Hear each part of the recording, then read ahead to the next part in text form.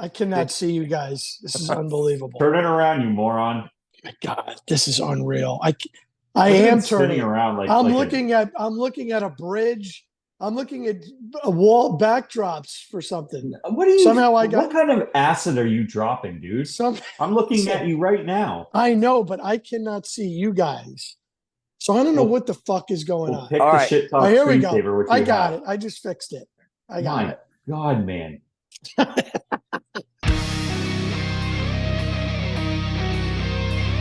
Hey, everybody, it's Shit Talk Reviews. Dave's talking over me. Derek is the only guy who had his shit together today. We're very sorry. It's been an absolute catastrophe when it comes to tech issues this morning. So if this all falls apart, I would normally blame it all on Dave, but I blame it on the green clouds that are in your two locations right now. I'm still going to blame it on Dave. I don't know. Listen, I don't know. I don't know what's going on, but I could have sworn I just saw an image go right in back of me somewhere. Anyway, we'll have to review the tape. It's not even noon, and these two clowns are fucking high as a kite. I don't know what you're talking about. Yeah, you have no idea. And I'm still doing coffee, but let's get into Atreyu. Yeah, yes, let's get into it. Please, finally. Dave, it's your week. What do we got? So this is interesting. When I found this, I think John, I think you said you knew the band already. I wasn't sure about Derek. And yes, when I was listening to this, I felt there was a good curveball for you guys because I think there's a lot to discuss on this album. Let me just band members: Dan Jacobs on guitar, Brandon Saylor on vocals, Travis McGill on guitar, Mark McKnight on bass and vocals, and Kyle Ross on the drums. Let me stop you. It's Rosa. Rosa. My apologies. Rosa. Yeah. So before we get into this, from Dan Jacobs, the guitarist, everything they've done in the past has come to this moment. They said they're on all cylinders in the studio. Their creativity and collaboration has been better than ever. And they are starting to sense that in their live shows. So I just thought I'd bring that up before we discuss this album, because it sounds like it's a band who's transitioned and kind of hit their groove, but we'll see how this goes. Did you mention Brandon Saylor? I did. He did, but he called him Brandon Saylor. I said Saylor. Again, green clouds. Okay. Here, pop quiz, Dave. Pop quiz, Dave. Between Brandon and Mark, which sings the clean vocals and which gets ugly and dirty with the vocals? Bennett harder, Mark harder, Brandon more the other way. Yeah. Well done. He did his research again. Yes, sir. Dave's back. Yeah, he's back. Listen, I always come prepared, guys. Well, almost. But yeah, seriously, let's get into it, because this band really has a lot going on, a lot of different things in their music, some radio play, and then right to hard metal. So I'll be interested to hear especially what Derek has to say about this. Well, let me interject. I don't know if you called out. Did you call out the album, the actual album, The Moment You Find Your Flame, or did we skip right over that? I did not. No, I did not. It is The Moment You Find Your Flames. Yes. Sorry about that. That's found your flame this morning, man. I can tell, because you are not on your game. My God, man. Yeah, so I've been a fan. I actually got to review The Curse way back in the day. The whole album is about essentially a romantic vampire, or what happens when vampires fall in love. And I will admit that I never take Atreyu seriously. It is not serious music. It is a guilty pleasure for me. They're a metalcore band that's been around for quite a while. And look, Bleeding Mascara is a song I've been listening to for a number of years, and every now and then when I want to get pumped up or happy, I listen to that. The Right Side of the Bed is another song that I really love. I love the huge chorus in it. and this is all from The Curse. And so going into this, I've always felt like Atreyu hit their mark with their first record, The Curse. And I went back, I listened to the Baptized from last year. John had asked to do that, much heavier record. Yep. Going through this record, it felt very much like a much more of a commercial, exhibition, if you will, trying to be heard more. I heard some repetition in terms of structure of songs. Immortal on this record was, obviously is the big radio hit. It sounded a lot like underrated from Baptized. It was like almost the same song, just with different words. So did I love it? No. Is it what I expect from Atreyu? Yeah. I mean, this has been pretty standard radio rock with hints and elements of metalcore. Some killer guitar solos throughout their history, and that's no different here. So it's a good album. I enjoyed it. It's Atreyu. So The Curse sold 450,000 copies. It was in Mr. and Mrs. Smith, the movie, and look, it was their high water mark. I mean, they have never really gotten back to The Curse, and I thought at the time when that album came out that these guys they took the world by storm, and then they've kind of like they did this with The Curse, and then they've gone like this. Their career, they've bounced around record labels. They never really took that next step up. They've been on Tribunal, they've been on Victory Records, Hollywood, Roadrunner, and now they're on Spine Farm. So I'd love to see them be able to take that next step. I think that's what the attempt is here with this album, is to get more commercial airplay. And I will tell you that there's no doubt in my mind that Immortal is a song that could take them a long ways. I could see that song playing during, NFL Sunday, when the producers grab it. There you go. I could see it. Yeah. WWE, WWF, all the Ultimate Fighting bullshit, which I don't even know what it's called. I just think it's ridiculous. But that song is, for them, could be, played in all those different avenues. I had, it was interesting. I had an Avenged Sevenfold flashback when I was doing this review. Because if you go back, right, Avenged was so different. Kind of like this band, it was heavier and heavier. It's gradually, this almost sounded like an experiment for me because I went back and listened to their other stuff. This had mix of very hardcore sound mixed with severe radio play. Derek thought Immortal was the big radio hit on this album. I thought it was right out of the gate good enough. Sounded almost like, I love the song. It was a great opening. But man, did it sound like a metal song. And then around the 2-minute mark, it gets real heavy and aggressive, and then back to that radio type song. So I thought Good Enough would be the big hit for radio play. But there were spurts through this album throughout. Every song, Immortal, the 2-minute mark, it got really heavy and then died off. The song Gone, same thing. Capital F, thunderous entrance, and then it just took a drastic turn for me. So it was a little too much going on, a little bit like Avenged Sevenfold, where they said, we're going to try something different. Like all these bands, we feel, on top of our game, so we're entitled to do something different. It just didn't work for me, It is definitely a wide record, but I think it's a pretty approachable record. It's accessible. It's a little on the heavier side, not quite heavy enough for me, but I get why they have a massive fan base because it's accessible.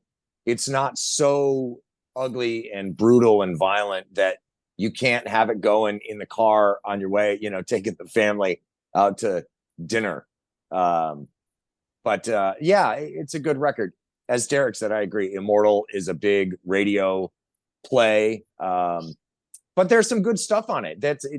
To say it's not heavy enough for me is not to imply that I don't like it or that there's things on there that I don't like, because there is a lot of stuff I like.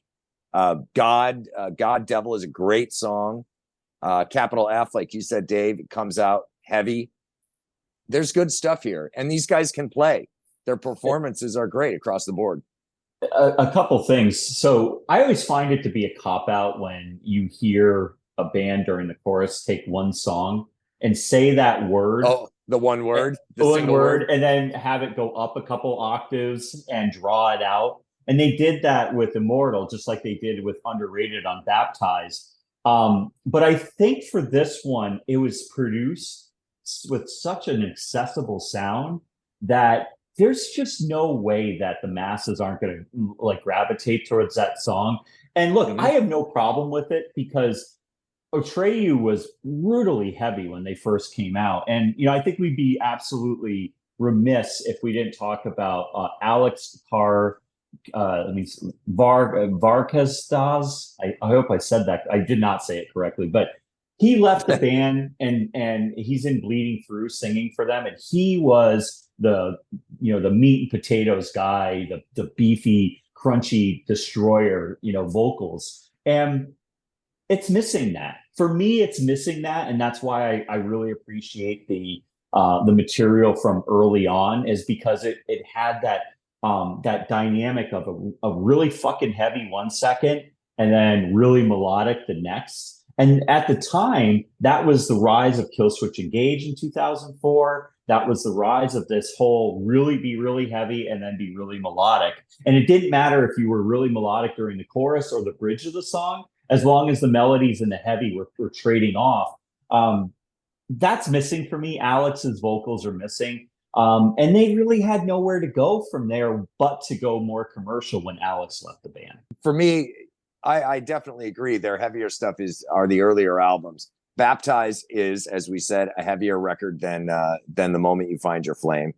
But we're not taking sides here. It's not about that. But yeah, I do agree with Derek that I prefer the earlier stuff.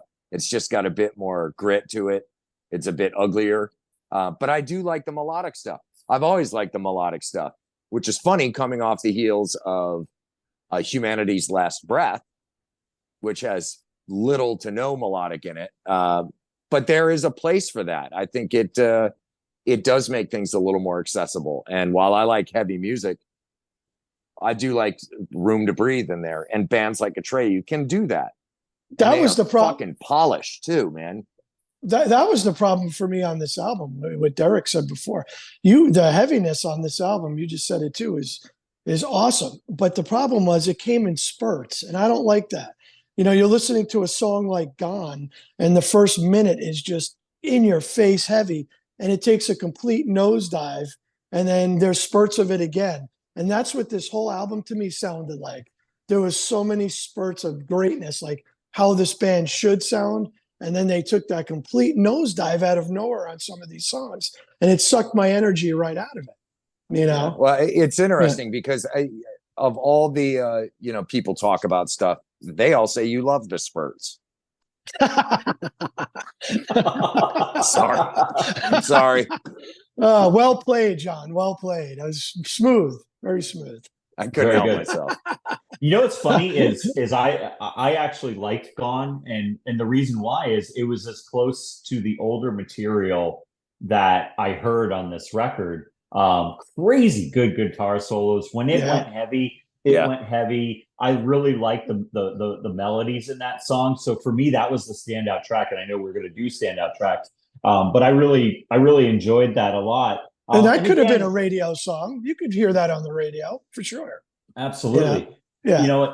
What's interesting is then you turn of a dime, there's a power ballad. I Don't Want to Die is a power ballad. I mean, all I could see was Tawny Kitaen, which I always see Tawny Kitaen in any power ballad. It's just, I see her on top of a car. The day she died was a sad day for Derek, but the reality is that and car hoods nationwide.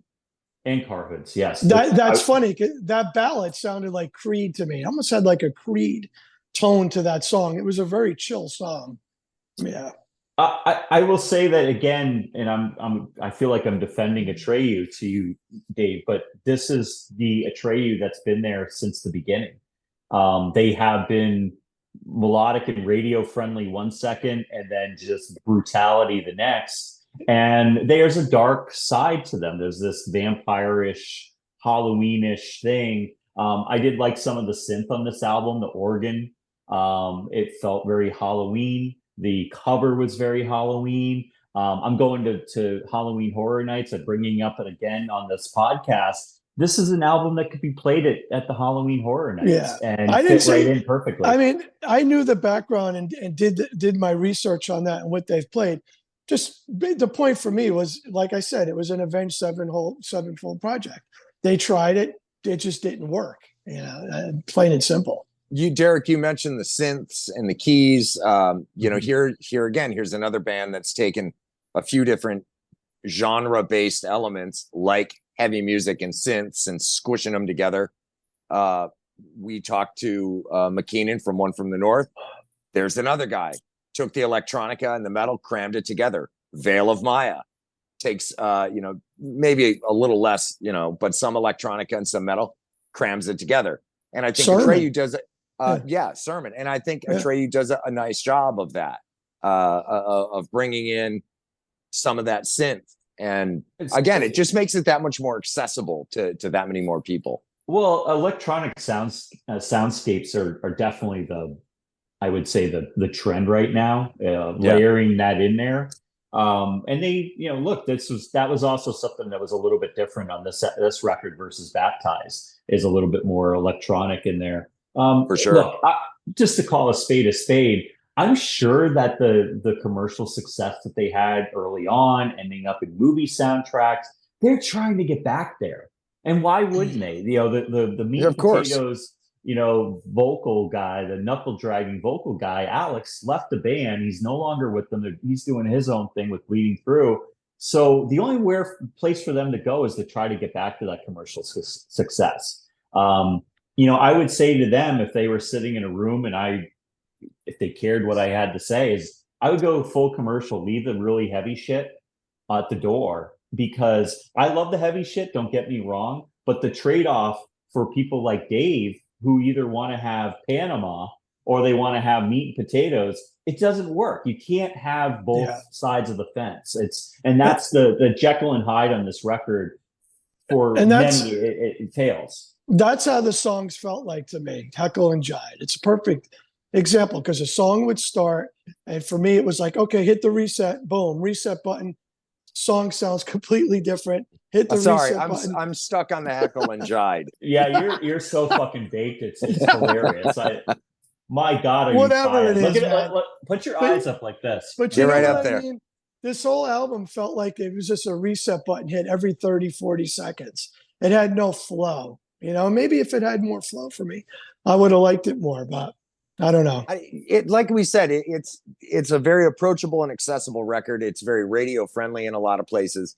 And I think what's interesting about what they did on this album is, if you like the more melodic side of things, there's something there for you.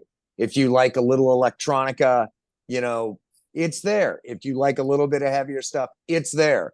And I can see why they have the massive fan base that they have, because there is appeal on a lot of different fronts. And in that regard, they did great with this record. They are going to attract a lot of people, crossover fans from different styles, because it's a radio album, John. It's a very radio friendly. There's 3 or 4 songs on here that could be on the radio easily. Yeah, absolutely. What do we got for standouts? Okay, standouts. Let me see here, John. Let's go to Derek while I find my glasses. Yeah, so on that front, we're gonna go with Dawn. For me, it was as close to the material that I go back to, which is The Curse. Love the solo on it, love the chorus. It felt kind of it's just a fun track all around. And again, I'm going to say this: there is fun music, and then there's music to take seriously. Atreyu has always been a party band. You do a whole entire album on being a romantic vampire and having lyrics talking about protecting you forever, and saying things like we'll fuck you just for the taste. I mean, shit like that. Like, come on, like, you can't take it seriously. Would you say that's the generally accepted viewpoint about Atreyu? I think so. I think that it's a fun show. I mean, even look at their videos for this record. It's it's goofy. It's them goofing around. They're like with their heads bobbling with skeletons. They do not take them. It's a good fucking time. They go out, they get their dick sucked, even if I don't know if they're married or not. That's what they're doing. They're drinking, partying, getting their dick sucked, and putting on eye makeup and having a good fucking. Come on, Derek. It's a family show. Is it? Oh. I don't know. Probably not. I have to put the little explicit when I post our shit. So probably not. Well, we are called Shit Talk Reviews, so whatever. John, for me it was God, Devil, great song, loved it, and capital F was one of my favorites. Those were the capital F was more heavier, if I remember right, a little more, one of the more heavier songs on there. So those two for sure. God, Devil is one of mine, and I have to say, Immortal was another standout for a lot of the reasons that we brought up. It's a very accessible song. Is it my favorite kind of music? Not really, but I get it, and I see, like I said, for the third time in this conversation, it's a very accessible piece of music. Yeah. It's radio friendly. People are going to like it because it's a well done song. So those are mine. Should we put numbers on it? Go ahead. Who wants to go first?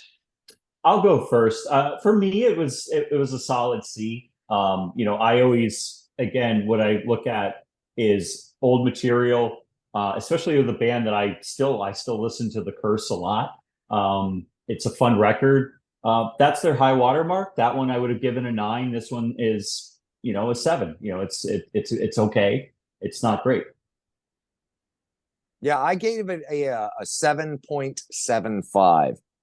And I'm a little higher than you, Derek, because I think when we rate records, we have 2 different metrics to look at, or 2 different metrics that can be looked at: personal preference and then a more objective viewpoint of the record.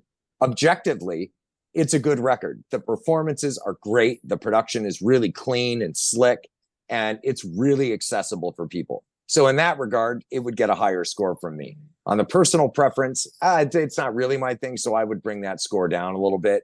So I'm right around a 7.75 or an 8. But again, it's still a well-done record.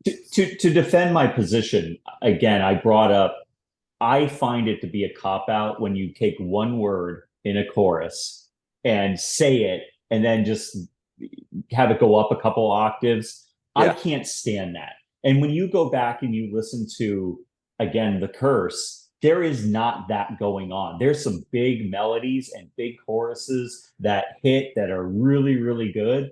And for me, that's a cop-out. And again, that's why I gave it a lower score. Is their big hit? Fair. It's just boring. It's just boring for the talent level that they have to do that. Come on. Yeah. Yeah. Where you at, Dave? There's no doubt. Like what he just said. I mean, this band has tremendous talent, and they've proved that in the past with their previous material to this. So, just a phenomenal band. I think they reached on this. I think they just tried different things. For me, it didn't work. For others, it might. If you want to turn on the radio and have your convertible going and listen to some of these songs, great. You want to go to a roller rink and skate around with your friends to some of these songs, that would be great. So,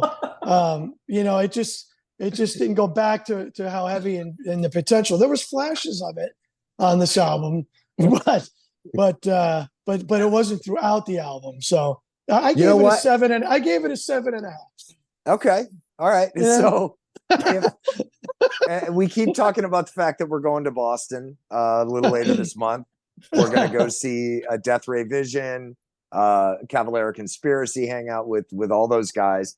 And we're hoping to get some ice time for our own David J. and Keith Bennett from Death Ray Vision, who played hockey back as a kid too. So if we make it happen and get that ice time, Immortal, we're going to have them pump it through the entire arena. Well, I want to see Dave and you just go out on the ice and hold hands together and screw the ice. Let's go to the roller rink. Well, I said roller. Hold hands and skate around. That's what I said. I said roller rink. Yeah, it's a roller. No. You won't catch me out there. I have a hard enough time walking upright in a straight line. No, you put anything under my feet, I'm done. Yeah. Hey, listen, great music for that type of environment. You know what I mean? On this album, at least. Listen, if you're new to Atreyu, go back, listen to The Curse. John like Baptized, go listen to that. Love Baptized. Their earlier work prior to 2016, it's all good. But The Curse for me is the high water mark, and I guess for John, it's Baptized. I don't want to put words in your mouth. Yeah, that's a fair statement. That's fair. Right? Yeah. So overall, a good record, pretty respectable scores from us anyway. Not that we matter, but yeah. Right. Well, listen, for next week. John, can I just say something real quick? If you must. It was Dr. Jekyll and Mr. Hyde. Thank you. I just wanted to clarify that. The green cloud is wearing off. I will be sticking with Heckle and Jide as we move forward in this. Nor will I let you forget it. Thank you. Yeah. So for next week, I'm actually vacillating between a couple of different albums. So we're going to keep that on lockdown, and I'll let you guys know when I make that decision. So our three fans are just going to have to wait, and it'll be a surprise when we post up next week. Speaking of three fans, just a big shout out to our number one fan, Kate. Thank you. And of course, Country Time Lemonade, John. Any updates? I've been enjoying it here today in the midst of our technical issues. It's the it's the only thing that has kept me level today. Yeah. Because certainly talking to you guys has not been helpful.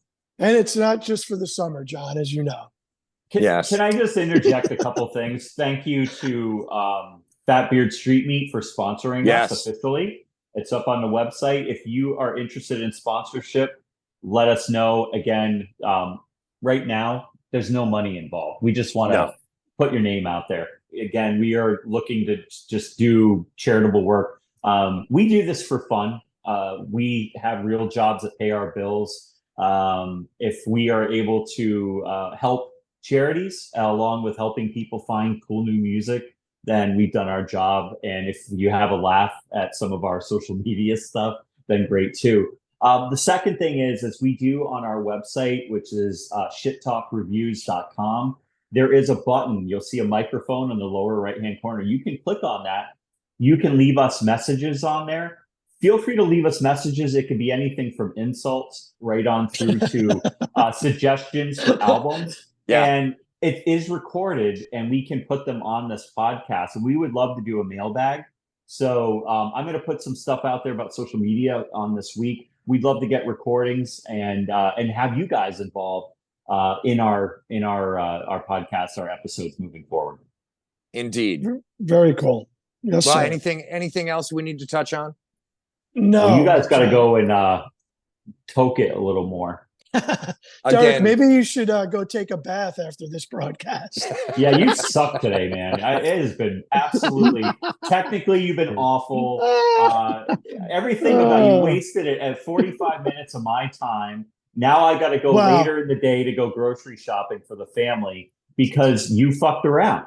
Some of that was John's fault too. I wasn't my fault. I was just dealing with the problems. Yeah. That's fair. I'll take the hit for the group. I apologize. All right. Well, very good. On that note, I'm sad and depressed, and now I'm gonna go cry myself to sleep because Derek's a big me. Because Derek's he's a big meanie face. Yeah, you're a big zero. You did a goose egg today. You guys have a good few days off. How about that? You know. Enjoy the Labor Day weekend. Stay hydrated. Yes, sir. See you guys. We'll see you, boys.